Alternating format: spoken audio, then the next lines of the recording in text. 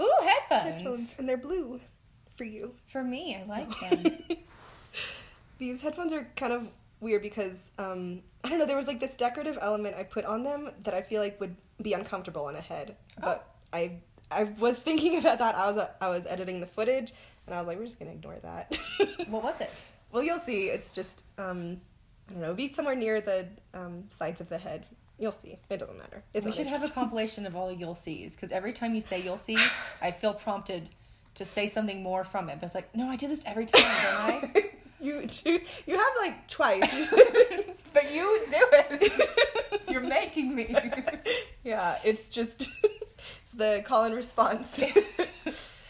I think I do this. Yeah, I make the little thing that wraps around the head, but then I don't end up keeping that shape because I have a new idea. Yeah, I saw that looked like rainbow. Huh? Like, actually, it's different. The words are not working today. It's okay. I forgive you. You said that you had one small anecdote? Yes. So, Berm got a bunch of brownies from work. Work sent him just a giant box of brownies. Just a box? Like, it's so special. It's just normal brownies. Yeah. Well, there were some repeats, but half of them were brownies, half of them were blondies, and then there was variations of, like, flavors within. Lena was saying that she was digging on, like, the pecan ones. Yeah. And the last few ended up being a blondie chocolate chip, a blondie cheesecake. Oh. Yeah, I wanted that raspberry and then it was gone. I was like, this is the most good of all the ones that we don't want. Like, oh. But then it was gone the next time. And then the last was the brownie, and it was cinnamon cocoa. Mm-hmm. So I got that cinnamon cocoa, and I wanted to brag that it had pecans in it. I think this was just mislabeled because I don't really taste cinnamon. And I mean, they're all cocoa, right? Yeah. But as I was thinking, like, oh, this is pretty good. The pecans are a nice crunch. It kind of had like a secondary taste of dog food. I can't brag to her anymore. Oh, no. I can still say that it had pecans, but it wasn't very good. So embarrassing. Gosh.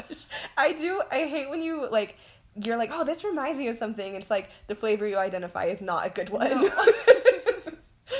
Gosh. So this is the shape I was saying. Like, if it was actually on your headphones, that would be like sharp and digging at you. So I don't know. I was thinking about the aesthetic, and it looked cool, and I didn't think about the function until later. Yeah. It happens. They're decorative, not to be worn headphones for a museum. Yeah. Exactly. Or give them to kids. Kids don't care. Yeah. Kids sleep on a log. Oh. Never have kids, Lena. Okay, this isn't even one of my anecdotes, but it happens so naturally. One of my knitting girls who I've mentioned is... I think I was saying how she's an OBGYN herself in Norway, and she was pregnant. She had mentioned a couple times in different videos how she was making some warm knitted wear for her upcoming baby, and she just kept saying this thing that I thought was so odd. She was like, and like babies can sleep outside, like we do that here, and like she said it a few times. I'm like, in what? For what reason? It's like at night? Like, what are you talking about? But I Googled it finally, and it was like, that's a thing in Norway, is like you take a walk with your stroller and the baby will sleep in it, but it's like deliberately to be... I'm raising my finger and she's confused and looking around, but I just have a point to add. Okay. Might need to say something when you're done. Okay. Say it now. Well, I watched Call the Midwife, and they do that over there too.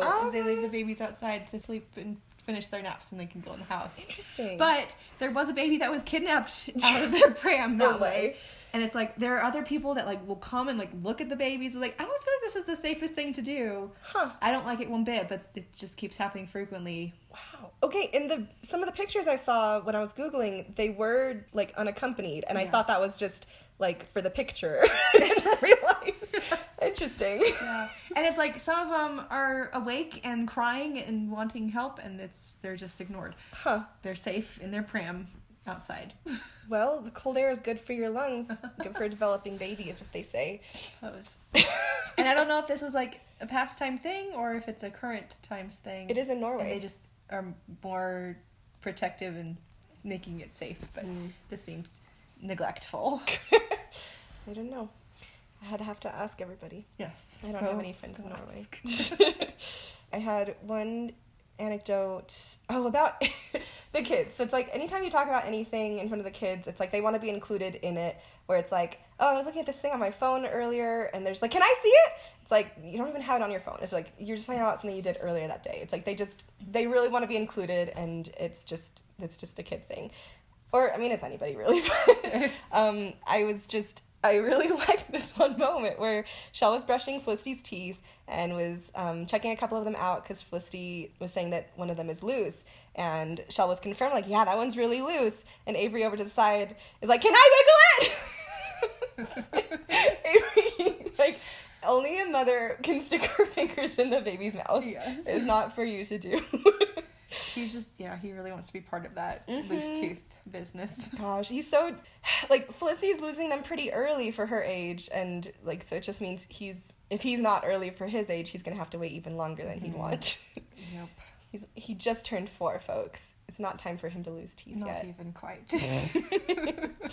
Okay, and then I had another anecdote. I think I could only get to my second one. But we, in our family, joke a lot, and we're always, like, trying to get each other and, like, trick each other and all that kind of thing.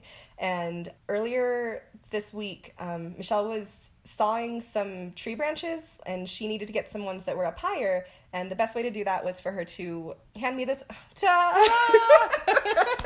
Everyone, just stay beautiful. It's good. Just stay put, guys. I need to finish the story. Don't get up yet, Michael. Don't move that finger away from the X.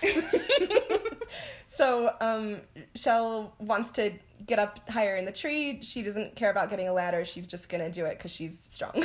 So she hands me the saw in the meantime so that she doesn't do any damage to herself. But as I hand the saw to her after she gets settled, I just don't move my hand away fast enough, and I get nicked by the saw just a little bit.